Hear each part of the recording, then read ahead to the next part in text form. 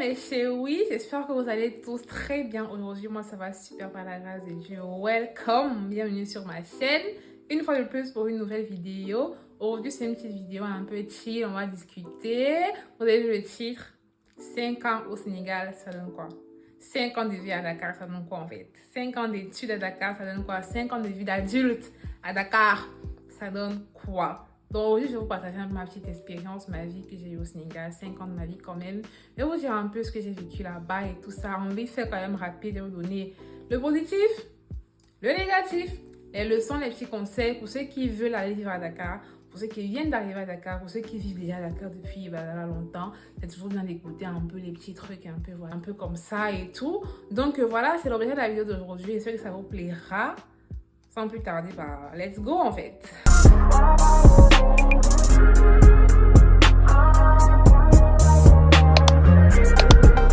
Avant d'entrer dans le vif du sujet, je vous invite à liker la vidéo pour m'encourager, à vous abonner à ma chaîne. Hyper important en fait.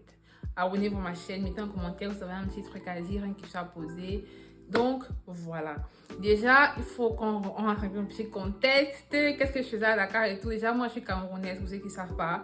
Je suis camerounaise. Voilà, je suis arrivée à Dakar pour étudier la médecine. Je suis arrivée à Dakar en 2019. En fin d'année 2019 et tout.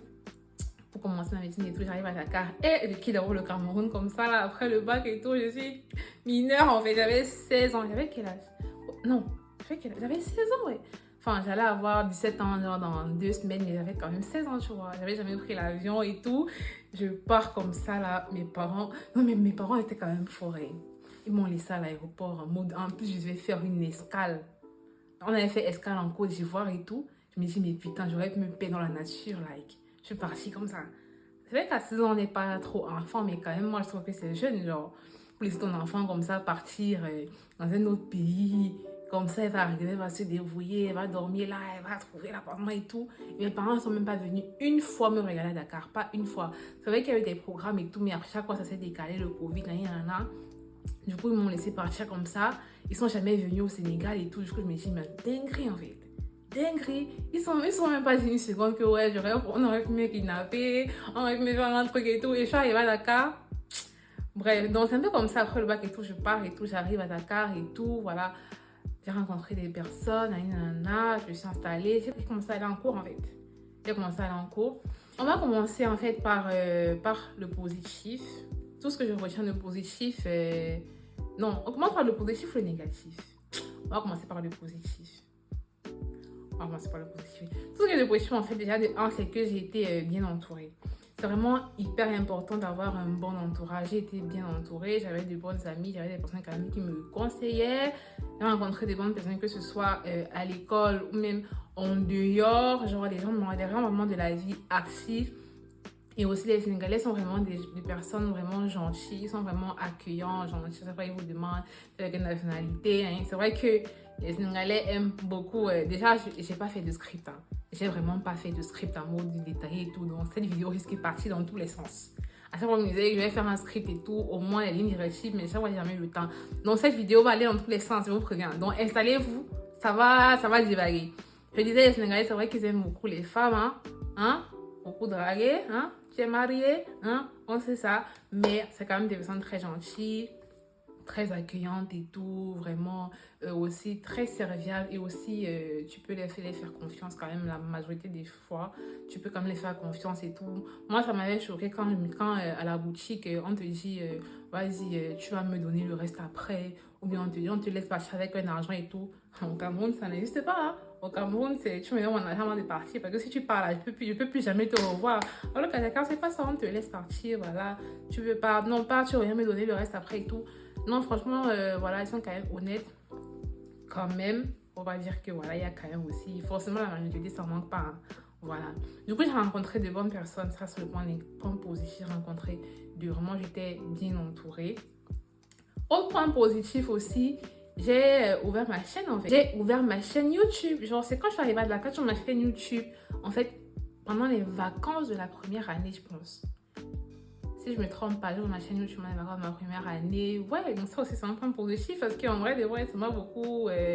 Voilà, ça m'a permis un peu de m'évader et tout. C'est vrai que j'étais là sur les réseaux. d'autres réseaux, TikTok, j'aimais faire des petits TikTok et tout. Mais voilà, YouTube, vraiment, ça a été une belle découverte, le monde de YouTube et tout ça. Franchement, c'était aussi un point positif que je retiens. Vous me voyez sur YouTube quelques années plus tard, peut-être, je pense que c'est fait 4 ans plus tard. Ouais, je pense. Je suis toujours là en fait. Toujours là en fait. Donc du coup, ça c'est aussi un point positif. Un autre point positif, car je suis devenue une adulte. La moi qui arrivait à Dakar et la moi d'aujourd'hui, ça n'a rien à voir. En même temps, c'est normal, il y a quand même 5 ans qui sont passés. Mais en vrai, de vrai, je suis vraiment contente de mon évolution.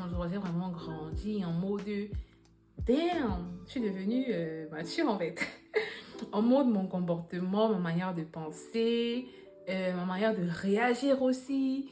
Genre, je me suis vraiment façonnée, je suis devenue quelqu'un vraiment. Non, j'aime beaucoup. J'aime beaucoup, beaucoup, beaucoup, beaucoup la personne. En fait, j'ai grandi. En fait, les choses en fait, que j'ai apprises, la vie d'adulte aussi, c'est-à-dire vivre seule. Like. Je compte pas vraiment la colocation en mode, pour moi, je vis seule. Genre, je fais mes courses seule, je gérer mon argent seule. Si tu cuisines pas, tu manges pas. Ça aussi, c'est un coup dans la gueule parce que tu te dis, damn, si je cuisine pas, je mange pas en fait. Genre, je dépends de moi, like. Je dépends de moi. Donc ça aussi, c'est un truc, genre, apprendre vraiment à gérer son argent. Au début, c'était difficile. Hein. Au début, c'était les fins du mois, c'était difficile. Hein. Au début, c'était difficile, genre, gérer son argent. À chaque fois, ça n'allait pas, en fait. À chaque fois, ça n'allait pas. Mais à un moment donné, j'ai quand même réussi, quand même, parce que j'avais pas le choix à gérer et tout. Donc ça aussi, c'est un point positif parce que tu deviens plus mature, tu apprends à gérer ton argent toute seule. Et puis voilà, déjà, moi, quand j'étais au Cameroun, mon papa il me donnait l'argent par semaine, c'est-à-dire qu'il me donne mon argent chaque semaine, donc je devais gérer mon argent. C'est vrai que le vendredi, souvent l'argent il restait que le transport, mais ça m'apprenait quand même à gérer. Maintenant, il fallait que je gère mon argent sur un mois et tout ça. Donc c'est aussi bien, tu dois aussi apprendre à gérer ta maison, etc., etc. Un autre point positif, le make-up en fait. Je me suis lancée dans le maquillage, je suis devenue une petite experte. Experte, je peux me permettre.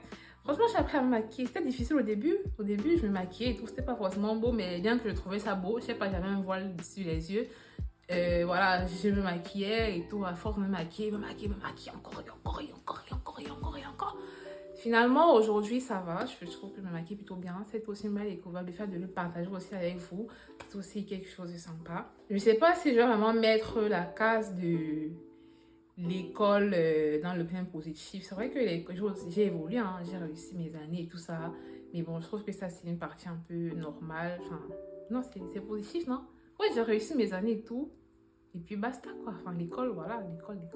Et il y avait aussi une petite... un point positif aussi, que j'avais aussi une communauté. La communauté des Camerounais, c'était vraiment une communauté assez sympa et tout. Moi, ça, j'avais un point positif parce que, bien, ici, je cherche, il n'y a pas de communauté camerounaise, en fait. Il n'y a pas. Sauf que j'ai mal cherché. C'est vrai, j'ai rencontré... Il y a beaucoup de Camerounais, mais je ne sais pas s'il y a une communauté camerounaise, en fait, ici. Je vais me renseigner, mais c'est vrai que la communauté camerounaise, quand même, ça aide vachement à te faire des liens. Voilà, ne pas être seul et tout. On ne sait jamais ce qui peut t'arriver. C'est vrai que j'ai pas eu de problème, mais on ne sait jamais ce qui peut t'arriver. Tu peux te trouver dans la situation et puis quelqu'un va t'aider et tout. Donc moi, franchement, à Dakar, j'ai vraiment pas d'histoire où il m'est arrivé un truc de fou. Mais jamais arrivé un truc de fou en fait. Déjà que moi, je suis quelqu'un, je sortais pas beaucoup. C'est quand je viens d'arriver à Dakar là, que je partais en boîte et tout. Pas non plus extrêmement, genre 2 fois, on va dire 2 fois l'année, genre les 2 premières années. Mais sinon, j'étais quelqu'un qui restait quand même beaucoup à la maison. Et voilà, donc, m'est pas arrivé quand même des dingueries, vraiment pas. Genre, vraiment pas des dingueries. Les points maintenant sur Dakar en général, genre les points positifs que j'ai trouvés sur la ville, genre sur la ville, l'ambiance et tout. Déjà, comme j'ai dit, les Sénégalais sont vraiment accueillants.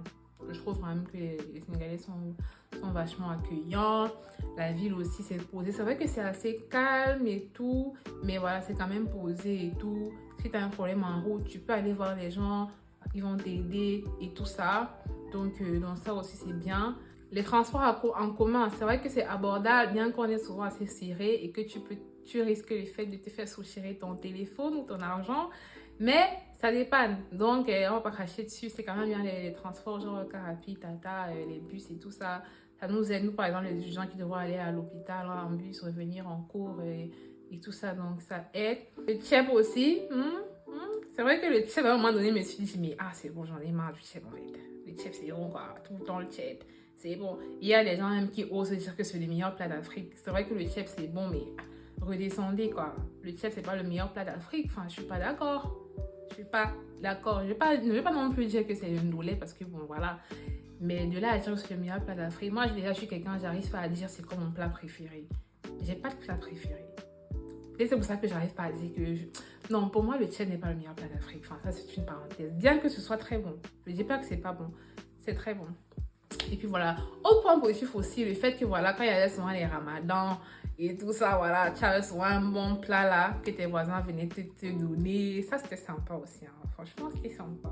Surtout quand t'as pas cuisiné là et quand on vient te donner un bon plat avec un mouton, avec des trucs et tout ça là. Hein, on dépose ça chez toi comme ça là.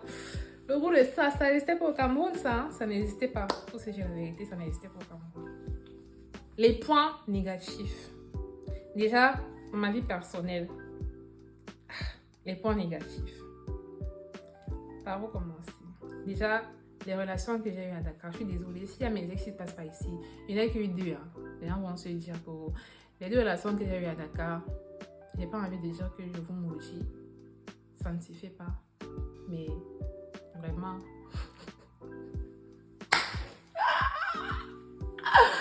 Oh bon. Non, en vrai, on se parle. Hein. Moi, avec tous mes ex, on se parle tranquille, mais moi, je suis quelqu'un, j'assume. Il y a les ex que j'assume, il y a les ex que j'assume pas. Ok. Il y a les ex que je dis. En fait, on va pas assumer toutes les relations, tu vois. Mais ces 2 relations-là, je mets dans les points négatifs parce que ils m'ont rien apporté. Rien, que dalle. Rien. R-I-E-N, rien. Du coup, point négatif, les 2 fious. Quoique, c'est vrai que mon premier gars, là, c'est vrai qu'il m'avait poussé un peu dans les réseaux et tout. On peut dire que c'est un point positif. Mais bon, point négatif, les 2. On va commencer par les relations. Autre point négatif, j'ai été beaucoup stressée à Dakar. Oh my God, je sais pas ce qui me stressait, mais il y a une période là, j'ai été beaucoup stressée. Stressée à un point où je sais même pas comment vous dire en fait. Je sais pas, genre mentalement aussi, tu étais tellement de ta famille et tout ça, il y avait un stress là qui me prenait.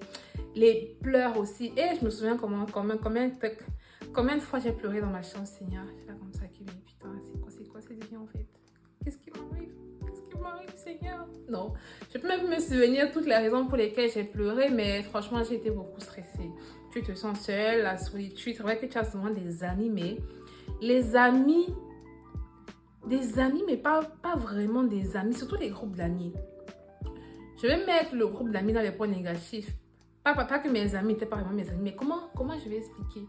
En fait, c'était pas un mode où je pouvais vraiment être transparente, genre être vraiment moi-même et pouvoir souvent venir dire pourquoi je me sens mal et tout ça. Enfin, comment dire? Parce que les groupes d'amis, c'est bien comme c'est pas bien, tu vois. Parce que quand tu es dans un groupe d'amis, en fait, forcément, il y aura, enfin, la relation que tu as avec une personne ne sera jamais, même si c'est humain, ne sera jamais égale à la relation que les autres ont entre elles, tu vois. Et moi, je suis quelqu'un aussi, je suis très jalouse, que ce soit en amour ou en amitié. C'est pas une jalousie, machin. Ce qui fait que quand je ne reçois pas vraiment ce que je donne, je me braque et puis voilà. Et je peux souvent être assez radicale, ce qui n'est pas très bien aussi souvent. Mais juste pour dire que, enfin, je regrette pas mon groupe d'amis, c'était bien. Mais bon, je sais pas. L'amitié aurait peut-être été mieux si ça aurait été séparé. Genre, l'amitié, genre séparée, genre à part, je me dis. Le fait aussi d'avoir la solitude, genre tu as des amis, mais quand il t'arrive un truc vraiment et tout, genre tu te rends compte que t'as pas le reflet d'aller dire à une amie ou à l'autre et tout, tu vois. Donc c'est un peu ça, il y avait aussi beaucoup la solitude et tout. Donc voilà. Point négatif aussi concernant le Sénégal en lui-même. Genre, à un moment, il y a eu les manifestations et tout ça, c'était quand même chaud. Genre, je sais pas si vous vous souvenez, il y a eu quand même des trucs assez... C'était pour la bonne cause, mais il y a quand même des trucs assez dangereux qui se sont passés et tout. C'était assez dangereux, donc ça faisait peur et tout ça. Il y a cette partie-là et aussi le fait aussi des petites agressions. Moi, je connais des amis qui ont été agressés. Il y en a On leur a soutiré leur téléphone. Moi, j'ai été volée quand on est arrivé à Dakar. On m'a soutiré mon téléphone, genre dans le car rapide et tout. Donc, c'est des choses qui arrivent, mais ce sont des points négatifs quand même. Aussi, point négatif, les Sénégalais qui aiment trop draguer. Franchement, c'est gênant. Hein, mes frères sénégalais? Hein? Là, qu'est-ce qu'il y a? Non, vous draguez trop. Vous draguez trop, en fait. Vous draguez trop. Et surtout quand on vous dit on veut pas. Genre, tu dis même tu veux pas, t'es pas intéressé. Ils insistent. Et moi, ce qui me gênait de fou, c'est quand tu marches et il vient garer là devant toi et tout. La gênance, genre tout le monde voit que tu es en train de me draguer comme ça et tout. Mais même si je voulais entrer dans ta voiture là, je vais plus rentrer parce que c'est trop gênant en fait. Non, franchement, les gars, c'est dosé. Et aussi, c'est pas vraiment un point négatif, mais franchement, c'est mélangeant en fait. C'est pas vraiment un point négatif, mais les gens surcotent beaucoup. Je trouve que les gens surcotent trop le Sénégal. Genre, je sais pas, c'est parce que moi j'ai vécu vraiment le Sénégal. Parce que les gens, quand ils parlent du Sénégal, c'est un mot de ouais, c'est beau, l'île de Coqueret, Sali, nanana, c'est beau, c'est chic. Dis-nous même que je suis jamais allée à Sali. Hein. J'ai fait 5 ans à Dakar, je suis jamais allée à Sali. Comment on dit que ma vie à Dakar était naze en fait? C'est ça la vérité. C'est ça, ma vie à Dakar était naze. C'est ça, parce qu'il y en a, ils ont fait des trucs. Je suis jamais allée à Sali. Ouais, je suis jamais allée. Par exemple, vous qui êtes là-bas, allez-y avant qu'il ne soit trop tard. Donc, c'est pour vous dire qu'en fait, les gens, en fait, sur les réseaux, c'est un mot Dakar. Le Sénégal, c'est trop. Alors que c'est pas la réalité que nous, on vit, en fait. Que nous, surtout les étudiants, ceux qui vivent là-bas, on vit. Donc, parfois, je me sens un peu, mais... On parle du même Sénégal ou bien c'est vraiment le Sénégal, les vacances qui est vraiment le paradis, comme les gens aiment dire. Un peu comme le Cameroun serait le Cameroun du paradis si tu vas en vacances et que tu fais le tour du Cameroun.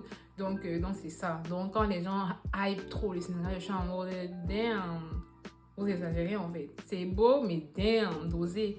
C'est juste le Sénégal des vacances, mais voilà, c'est pas vraiment le Sénégal où nous on vit. Tu vois, c'est pas le Sénégal où nous on vit. Que nous on vit là, on connaît les réalités du terrain. Point négatif aussi, je peux pas laisser ça passer, les chevaux. Les chevaux à Dakar, franchement, ils m'ont trop fait de la peine. Les chevaux sont surexploités,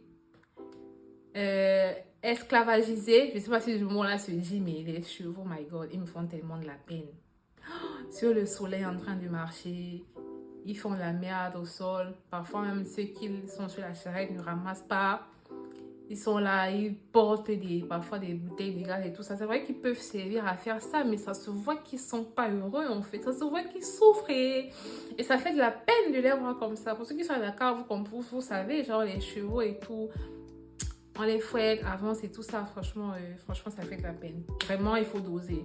Franchement, il faut vraiment doser, mais il faut réglementer.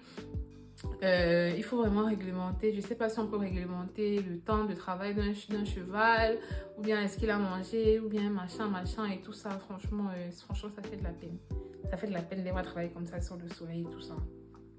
Point négatif aussi, la vie qui était devenue chère. La vie devenait, voilà, de plus en plus chère. C'est vrai qu'on s'adaptait, mais voilà, ça devenait quand même de plus en plus cher. Aussi pour s'acheter des vêtements. Moi, franchement, pour m'acheter des vêtements, quand même, des vrais vêtements, genre pour être stylé, franchement, c'est dur d'être stylé à Dakar. Hein. Faut se dire la vérité, c'est dur d'être stylé à Dakar. Genre, tu peux au marché, il n'y a pas des trucs de fou et tout. Genre, si tu veux des trucs un peu stylés, des trucs un peu trendy, neufs, il faut que tu ailles sur Instagram ou sur les sites. Après, là-bas, les prix sont parfois encore oversizés. Franchement, c'est dur, hein. Il n'y a pas genre des petites boutiques un peu hypées et tout. Non, franchement, je trouve que c'est dur d'être stylé à Dakar. En vrai, de vrai, c'est dur. Genre, avoir des trucs vraiment... Soit tu commandes à l'étranger, soit tu es sur les sites où c'est cher. Mais genre au marché ou bien des boutiques et tout, je trouve que c'est pas évident. En vrai, de vrai.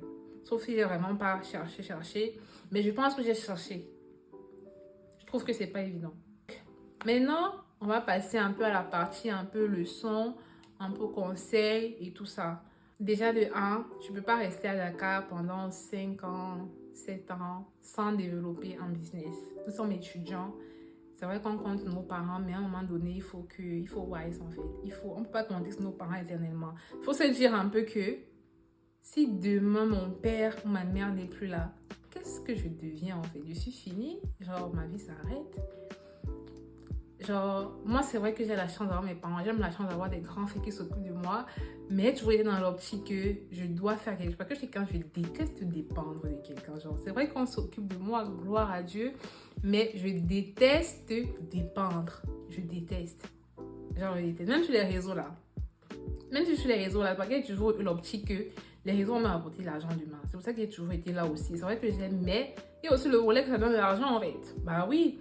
Et ouais, donc j'ai toujours essayé de développer les trucs. J'ai fait hôtesse, j'ai maquillé à Dakar, donc faire un petit trucs qui vont te rapporter et avoir ta petite indépendance ou toucher quelque chose, que ce soit sur le court terme ou sur le long terme. Donc c'est vraiment important, pour que ce soit pour les femmes, pour les hommes, d'essayer vraiment de se lancer. Et voilà, faut pas aussi que tu détournes de tes études, hein. Faut pas que ça fasse que tu oublies l'école, mais je trouve que c'est tellement important. Surtout qu'on devient adulte en fait. On devient adulte. Et quand tu deviens adulte, tu comprends que tu dois te battre de toi-même, de tes mains. Tu dois sciencer tout simplement. Tu peux pas rester à attendre tout le temps. Tu dois sciencer. C'est aussi simple que ça. Et c'est pas quelque chose qu'on doit vous dire. C'est quelque chose qui doit être naturel. Après, c'est pas tout le monde qui peut. Hein. Après, il y a des gens qui sont vraiment aisés. Hein, parce que les gens comme moi, on n'est pas des gens aisés. Moi, je ne suis pas quelqu'un d'aisé. Donc, c'est pour ça que j'ai toujours voulu faire quelque chose de mes mains ou de ma tête.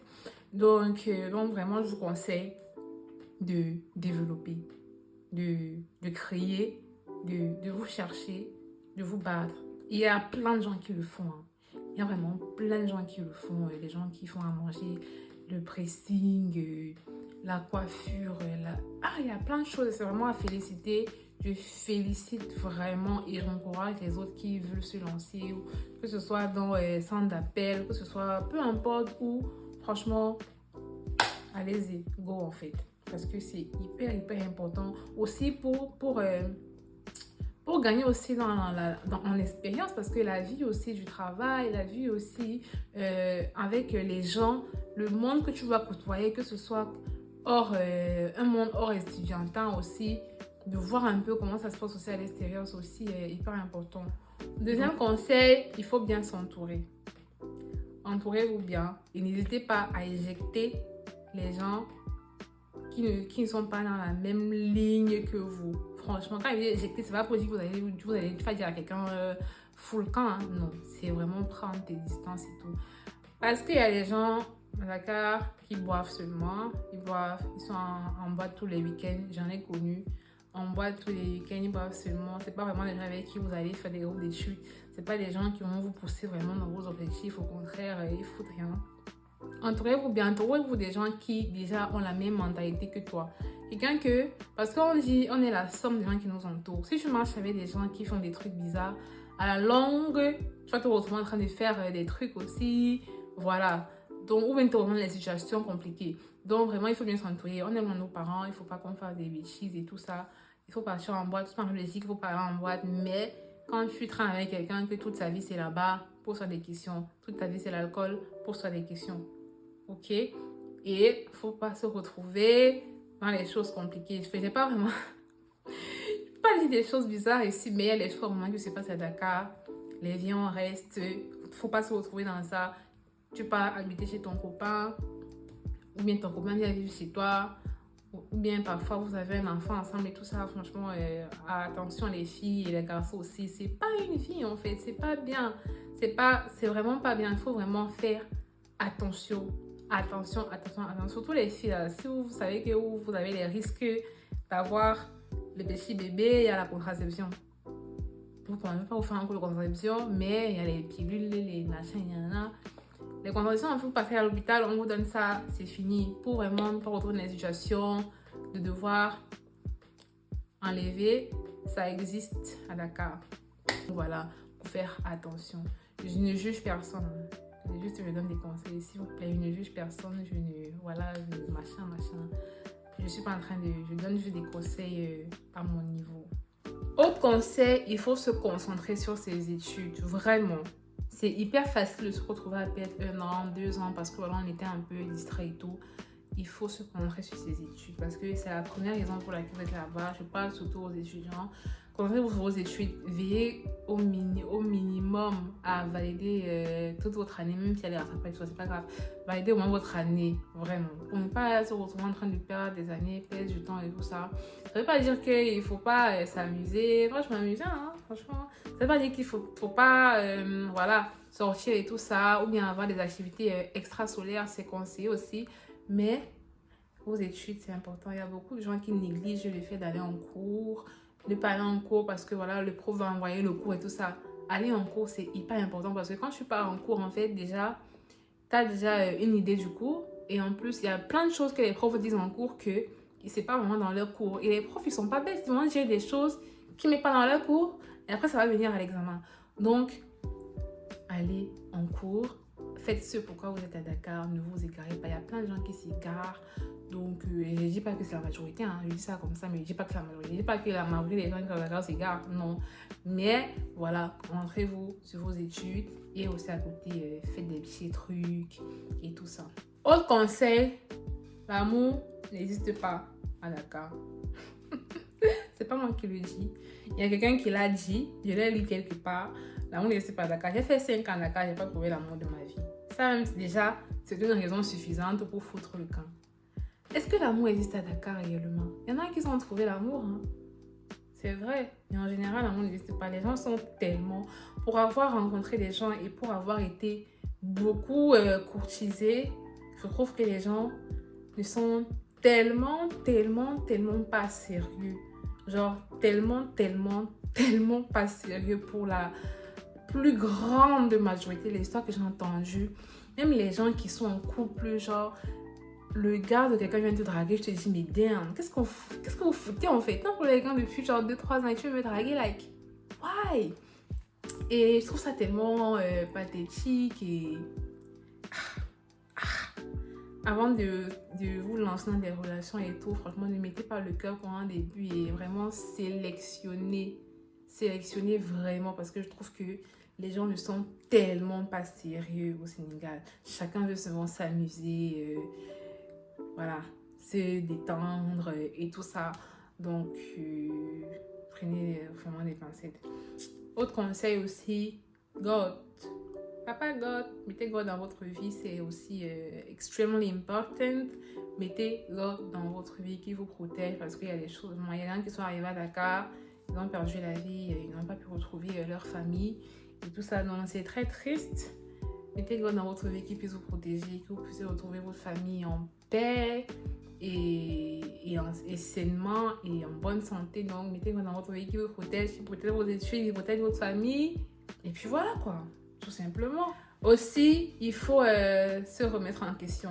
Ça c'est vraiment partie de moi, vraiment mon évolution. J'ai vraiment appris à être...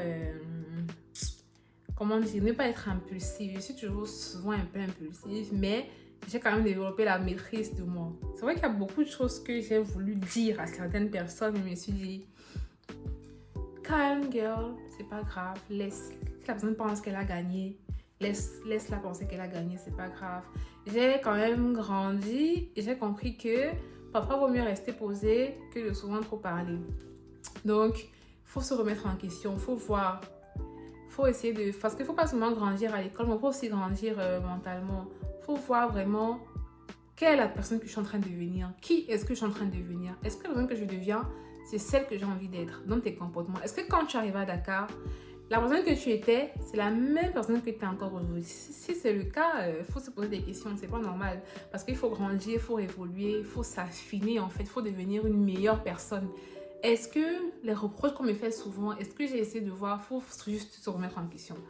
Littéralement, il faut juste se remettre en question parce que personne n'est parfait. Personne n'a pas de défauts, on a tous des défauts, des manquements et tout ça. Nos comportements, nos mauvaises habitudes qu'il faut parfois revoir. Et oui, c'est ça en fait.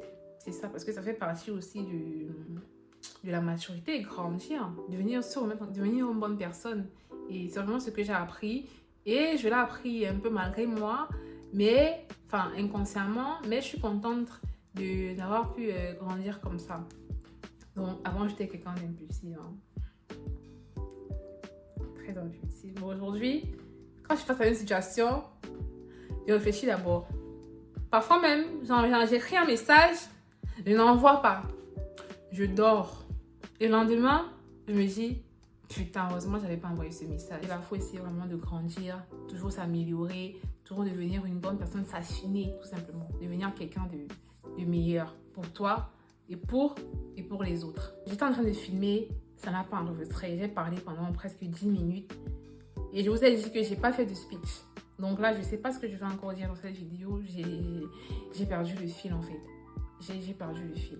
J'ai trop parlé, je ne sais pas où j'étais. En gros, ma vie à Dakar était bien. C'était bien. C'est vrai que Dakar me manque. C'est vrai, Dakar me manque. C'est pas que j'ai envie de revenir, hein. Archi pas. J'avais eu ma dose. J'étais arrivée à un point où, franchement, j'en pouvais plus de Dakar.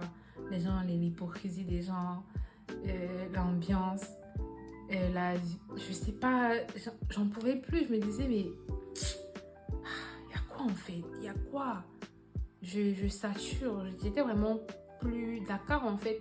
Tu vois, quand ta vie est naze et que ta vie n'a pas de sens en fait, c'était ça. Genre, il y avait que l'école et puis c'était tout. Genre, j'en pouvais plus de Dakar. Le changement là, tu vois.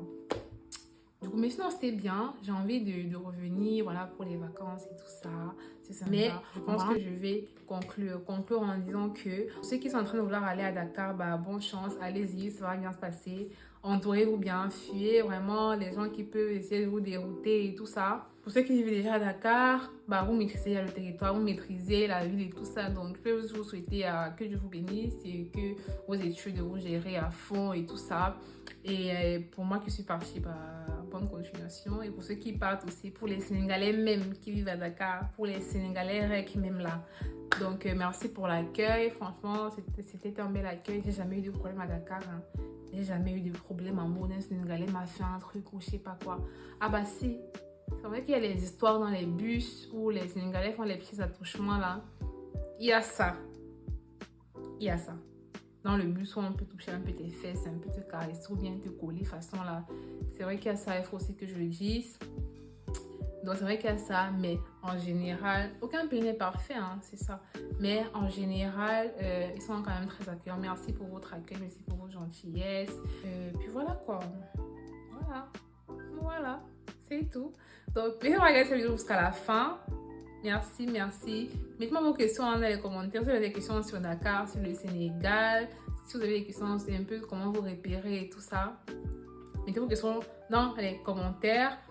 Mettez-moi un petit like et abonnez-vous à ma chaîne, c'est hyper important. Retrouvez-moi sur mes réseaux Instagram, Snapchat, TikTok. Et on se dit à très bientôt pour une nouvelle vidéo. Bisous, ciao! Bye bye.